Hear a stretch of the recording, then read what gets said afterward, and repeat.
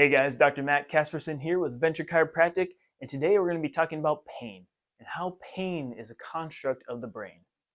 So I don't mean that pain is not real or that it's all in your head.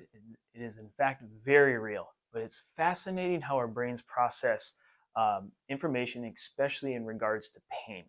So imagine you're a young kid again, you're climbing in the woods, in the trees, you're building tree forts, when all of a sudden something touches your hand, feels like a little pinch, a little scrape, and you go like this.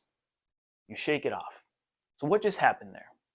Well, when you got that little scrape or change or sensation on your hand, you had some big fibers, these orange ones here, that traveled to your spinal cord.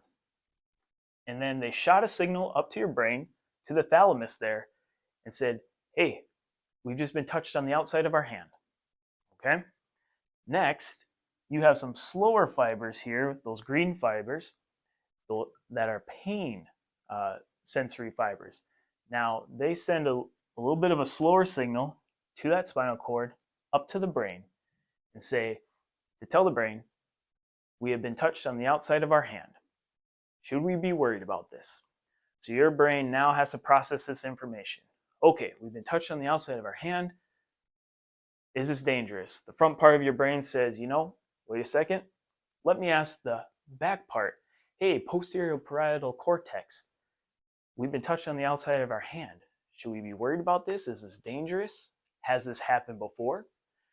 So the posterior part of your brain sifts through all that information, sifts through your history, and comes to the conclusion, we've climbed a lot of trees in the past, we've built a lot of forts. This is nothing to be worried about. We got a little scrape on our hands, probably from a tree twig. So the signals travel back down to your hand, and your reaction is to shake it off. A few minutes goes by, and all of a sudden, now you have searing hot pain. It's like somebody stabbed you with a knife into your hand, and you pass out. So what just happened there? Well, actually, it wasn't just a twig. You were bitten by a poisonous spider. Thankfully, you rested up, you recovered, it was not fatal, and in a few months, you're back in the woods again, climbing trees, building forts, when all of a sudden, something brushes you on the outside of your hand, and you have searing hot pain. You drop to the ground, screaming in agony. Your friend comes over and says, Matt, what's wrong? And all you can do is just scream and writhe in pain. Well, what happened there? Again, the same process carried out in your nervous system, but this time, the posterior part of your brain, as it processed that information of, hey, is this dangerous? Said, yes, it is. Warning.